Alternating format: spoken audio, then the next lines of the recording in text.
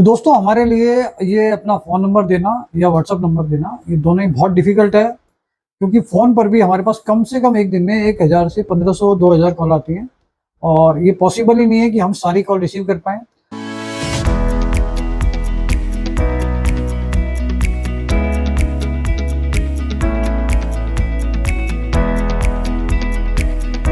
दोस्तों नमस्कार, royal arts and numismatic gallery रंग के यूट्यूब चैनल पर आपका स्वागत है। दोस्तों आज हम बात करेंगे, जो हमने पिछले एपिसोड्स में आपको बताया था कि कुछ क्वेश्चंस आपके रहते हैं हमारे यूट्यूब चैनल के डिस्क्रिप्शंस में और इसमें डिटेल्स में। जो भी क्वेश्चन आप करते हैं तो हम रेगुलर देखते हैं, तो हम कोशिश करते हैं कि कुछ एपिसोड्स रेगुलर ऐसे बनाएं जिसमें हम आपके उन क्वेश्चंस का जवाब दे पाएँ। तो आज हम बात करेंगे कुछ क्वेश्चंस के बारे में जो आपने इस पे यूट्यूब चैनल के वीडियोस में हमारे से पूछे हुए हैं। तो ये एक आईडी है नायलॉन कॉटन करके जी 1900 Victoria quarter rupees in fine to very fine condition, is it worth more than 5000 rupees. तो ये नायलॉन कॉटन नाम के से इनकी आईडी है। तो देखिए ये 1900 सन 1900 विक्टोरिया का जो कॉइन है, विक्टोरिया एम्प्रेस का कॉइन आता है ये क्वार्टर रुपीज में। इसकी कंडीशन भी इन्होंने बताई है फाइन टू वेरी फाइन। इसका मतलब वो एक रनिंग कंडीशन है, यूएनसी और एक्स्ट्रा फाइन भी नहीं है। और इसकी वैल्यू ज़्यादा से ज़्यादा 600 रुपये से 1000 1100 रुपये 1200 रुपये हो सकती है।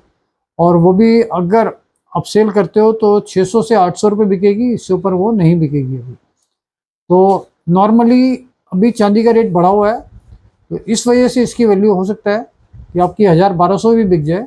लेकिन एक रनिंग कंडीशन में जो विक्टोरिया की क्वार्टर रुपीज़ है उसका रेट बहुत ज़्यादा नहीं है। और अगर वो एक्स्ट्रा फाइन कंडीशन और यूएनसी कंडीशन में हो तब आपको उसकी वैल्यू ज़्यादा मिल सकती है। तो ये 5000 तक बिल्कुल भी नहीं पहुँचेगी। और अगर आपको इसको परचेज भी करना है, मेरे हिसाब से इसको 1200 और 1500 के बीच में आपको इसको परचेज करना चाहिए, इससे ज़्यादा नहीं। इसके बाद एक क्वेश्चन है इसका अख्तर बानो जी।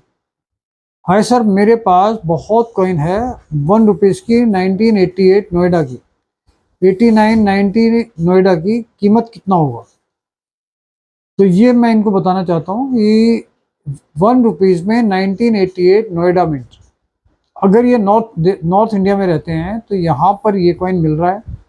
और इसकी वैल्यू जो हमने आपको परचेज प्राइस बताया है, ये काफ़ी वीडियोज़ में हम आपको बता चुकी हैं। 1988 नोएडा, इसकी वैल्यू हम 500 रुपये से 800 रुपये 1000 रुपये तक परचेज कर रहे हैं। इससे ज़्यादा इसकी वैल्यूशन नहीं आ रही है, और वो भी कंडीशन के हिसाब से इसकी वैल्यूशन आती है।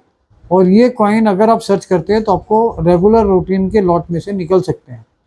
और जहाँ तक सवाल है 89 और 90 नोएडा 1 रुपये में, तो उसकी वैल्यू नहीं आ रही है। हम उसको किसी भी रेट में अभी परचेज नहीं कर रहे हैं, क्योंकि ये हम लोगों के लिए बहुत कॉमन है।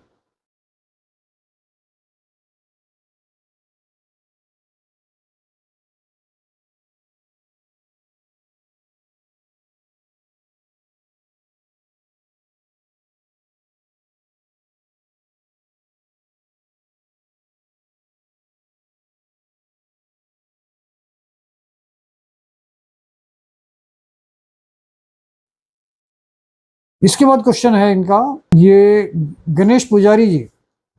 सर मेरे पास 5 रुपये का एक बैंक नोट है, गवर्नर वेंकटरमन का सिग्नेचर है, कंडीशन एक्सट्रीमली फाइन है। इस नोट की खास बात यह है कि इस नोट की रिवर्स साइड कंप्लीटली ब्लैंक है, बिल्कुल छपा हुआ नहीं है। सर प्लीज़ बताएं इस नोट की एक अंदाजन कीमत कितने हो सकती है। तो दोस्तों कई बार ऐसा होता था कि जो एरर नोट्स में वन साइड प्लेन आ सकता है जिसमें वो प्रिंटिंग ही नहीं हुई है, लेकिन इसमें चीटिंग फ्रॉड भी काफ़ी आता है। और हमने बहुत लंबे टाइम में ये चीज़ रियलाइज़ की थी, क्योंकि हमें काफ़ी लंबा टाइम हो गया इस फील्ड में। तो कुछ लोग ऐसे भी हैं कि जो नोट को खोल के बीच में से उसको 2 पार्ट में डिवाइड कर देते हैं। तो उसकी जो पेपर की थिकनेस है वो देखने के बाद ही आपको जजमेंट हो जाएगा कि वो ओरिजिनल है या उसको बीच में से 2 पार्ट में डिवाइड किया हुआ है। तो अगर उसकी थिकनेस ओरिजिनल है और आपको महसूस हो जाता है वो थिकनेस देखने के बाद कि ओरिजिनल नोट की थिकनेस भी उतनी ही होती है और वो वन साइड प्रिंटेड है, तो अगर उसकी कंडीशन जैसे ये बता रहे हैं एक्स्ट्रा फाइन, तो उसकी वैल्यूशन 3000 से 5000 तक हो सकती है। और वो आपका आराम से बिक सकता है। लेकिन मेन चीज़ ये है कि किसी भी तरीके से वो टेम्पर्ड ना हो, और उसकी कंडीशन जैसे आप बता रहे हैं एक्सट्रीमली फाइन, तो एक्सट्रीमली फाइन है तो ऑलमोस्ट यूएनसी हो गया, तो 3,000 से 5,000 में वो आपका बिक सकता है। इसके बाद ये है Naved Shaikh. Sir I have also number of coins and notes, आपसे कांटेक्ट करना है, कैसे करें? तो दोस्तों हमारे हर वीडियो में जो रंग कॉइन्स के जितने भी वीडियो हैं सब में हमने स्क्रीन पर ही नीचे एक स्ट्रिप डाली हुई है जिसमें हमारा पूरा एड्रेस है। 22 अंसारी रोड का 203 प्रकाशदीप बिल्डिंग, 22 अंसारी रोड दरियागंज। ये पंजाब नेशनल बैंक के साथ वाली बिल्डिंग है दिल्ली में। दरियागंज मोस्ट पॉपुलर जगह है और यहाँ पर अंसारी रोड बुक्स की बहुत पुरानी मार्केट है। यहाँ 22 Ansari road Daryaganj, Punjab national bank, 203 second floor पे हमारा ऑफिस है। लिफ्ट लगी हुई है, आपको लिफ्ट से आना है। और ये लाल किले से लगभग 1.5 से 2 किलोमीटर दूर पड़ता है। तो यहाँ आना आपके लिए बहुत ईजी है। हम 11 बजे से शाम को 6 बजे तक बैठते हैं। इसके बाद ये क्वेश्चन है, ये है इनका नाम रोजीना रूपानी। तो मेरे पास भी 1 रुपये की कॉइन्स हैं, नोट्स हैं, उसका वैल्यू क्या है? मैं मुंबई से बोल रही हूँ, प्लीज़ रिप्लाई कीजिए। और अगर आपको फ़ोटो भेजना है तो कैसे भेजना है वह भी। तो इनके पास जो 1 रुपये 2 रुपये के नोट हैं और जिस तरीके से इन्होंने लिखा है तो मुझे रियलाइज़ होता है कि इनके पास पूरे पैकेट्स नहीं है, इनके पास लूज नोट है 1 रुपये और 2 रुपये के। अगर वो रनिंग कंडीशन में है तो उनकी वैल्यूशन सिर्फ 1 रुपये और 2 रुपये की 3 रुपये में हम परचेज कर रहे हैं पर नोट। और अगर वो यूएनसी कंडीशन में है तो उसकी 6 रुपये से 10 रुपये तक वैल्यू हो सकती है, 1 रुपये और 2 रुपये की। जो यूएनसी कंडीशन हम कहते हैं कि बिल्कुल फ्रेश नोट, गड्डी से निकला हो, अगर गलती से भी उसने आपने फोल्ड कर दिया या उसमें यू फोल्ड भी आ गया तो उसकी वैल्यूशन कम हो जाती है और वो रनिंग कंडीशन में काउंट होता है।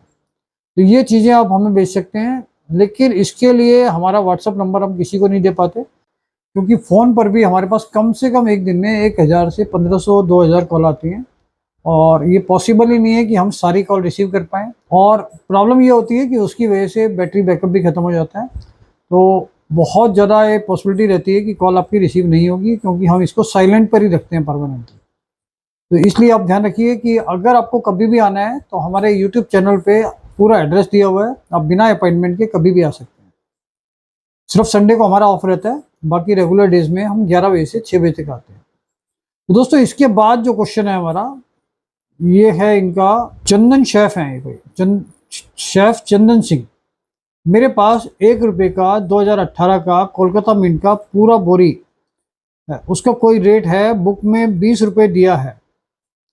1 रुपये का 2018 का कलकत्ता मिंट का कॉइन, इसका पूरा बोरी है इनके पास। तो ये क्वांटिटी बहुत बड़ी है, इसमें कोई दो राय नहीं है, और ये मिंट भी बहुत बड़ी क्वांटिटी में हुआ है। तो ऐसा कुछ नहीं है कि इसका 20 रुपये बुक में दिया हुआ है तो इनको कुछ ऐसा प्रीमियम मिलने वाला है। अगर आप इसको अभी भी कोशिश करोगे तो बहुत ज़्यादा प्रीमियम अभी भी आपको नहीं मिलेगा, और आने वाले समय में इसकी रेयरिटी होती है या नहीं होती है, तो इसकी ये टोटल डिपेंडेंसी होती है मिंटेज कितनी होती है इसकी, कितने कॉइन्स ये बने हैं। तो 2018 में अगर बने हैं और ये सर्कुलेट हुए हैं तो अभी भी बहुत बड़ा स्टॉक ये बैंकों में होगा और पब्लिक सर्कुलेशन के लिए ये रेडी होगा। तो ये कितनी बड़ी क्वांटिटी है, इसमें अभी तक इसका अगर 7 साल और 8 साल हो गए हैं इसको मिंट हुए, और किसी भी तरीके से अभी ऐसा नहीं आया। इसमें एक म्यूल कॉइन आता था और म्यूल कॉइन की क्वांटिटी भी बहुत बड़ी है। तो ऐसा नहीं है कि म्यूल कॉइन की वजह से इसकी रेयरिटी बढ़ जाएगी या बहुत ज़्यादा रेट बढ़ जाएगा। तो इसको अगर आप उठा के रखना चाहते हैं तो बहुत बड़ी इन्वेस्टमेंट नहीं है, एक छोटी सी इन्वेस्टमेंट है। लेकिन अगर आप अपने कलेक्शन के लिए रखना चाहते हैं तो इसमें एक लिमिटेड क्वांटिटी रख सकते हैं। इन्वेस्टमेंट के हिसाब से कि 5-7 हज़ार रुपये 10,000 रुपये रखना कोई बहुत बड़ी बात नहीं है आजकल। तो अगर आप रखना चाहते हो रख सकते हो, लेकिन बुक में अगर 20 रुपये दिया है तो इसका बिल्कुल भी मतलब नहीं है कि आपका 6 रुपये से 8 रुपये भी बिक पाएगा, क्योंकि बुक के जो प्राइस दिए होते हैं वो दिए होते हैं कलेक्टर प्राइस। कि एक डीलर अगर कलेक्टर को एक एक कॉइन उसकी चॉइस का जो लिस्ट आती है वो आप निकाल कर देगा, तो ये 20 रुपये या 10 रुपये या 15 रुपये जो बुक में लिखे होते हैं वो एक तरह से उसमें सर्विस चार्ज होता है। तो अगर कॉइन की वैल्यू 1 रुपये 2 रुपये 5 रुपये या 10 रुपये होती है तो आप ये मत सोचो कि कॉमन कॉइन को अगर उसने 20 रुपये लिखा है तो उस चीज़ को अरेंज करके उस कलेक्टर तक वो सारी चीज़ें अरेंज करके उसके लिए प्रोवाइड करना, वो उसमें सर्विस चार्ज ऐड हो जाता है, जिसकी वजह से उसकी वैल्यू बुक में ज़्यादा दी होती है। अगर यही चीज़ आप दूसरी दुकानदार को बेचने के लिए जाओगे तो हो सकता है वो 1 रुपये वाला कॉइन आपसे 1 रुपये 2 रुपये में भी ना ले, क्योंकि ये सारी क्वांटिटी बहुत बड़ी क्वांटिटी में अवेलेबल होती हैं और कलेक्टर के लिए पॉसिबल नहीं होता कि वो मार्केट में एक एक कॉइन ढूंढ के इकट्ठा करे। इसलिए वो डीलर को फ़ोन करता है और जो प्राइस बुक में दिए होते हैं उसके आसपास ही वो डीलर उसको सेल करता है। वो इसलिए सेल करता है क्योंकि उसको वो सारी चीज़ें मैनेज करके उस कलेक्टर को प्रोवाइड करनी होती हैं। तो आप ये मानकर चलिए कि जिस तरीके से एक सर्विस चार्ज होता है तो वो एक सर्विस चार्ज इसमें ऐड हो जाता है, जिसकी वजह से बुक में कॉमन चीज़ों के रेट बढ़ाकर दिए जाते हैं। तो आप कभी भी इस तरीके से कलेक्शन मत करना, क्योंकि उससे आपको बेनिफिट नहीं मिलेगा। इसके बाद एक क्वेश्चन है इनका, गोकुल वर्मा जी।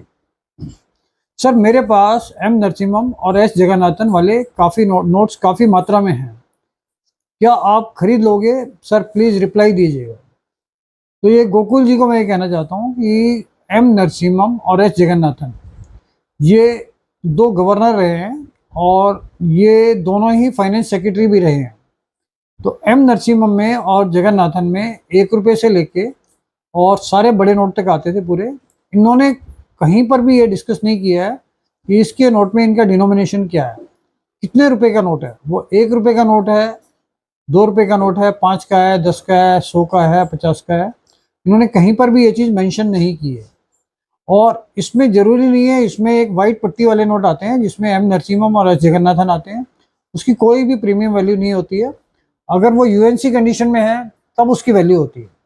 अदरवाइज जो वाइट पट्टी के नोट आते हैं उसमें एम नरसिम्हम और जगन्नाथन सबसे कॉमन नोट है और वो रनिंग कंडीशन में आपको 125-150 रुपये में आराम से मिल सकते हैं।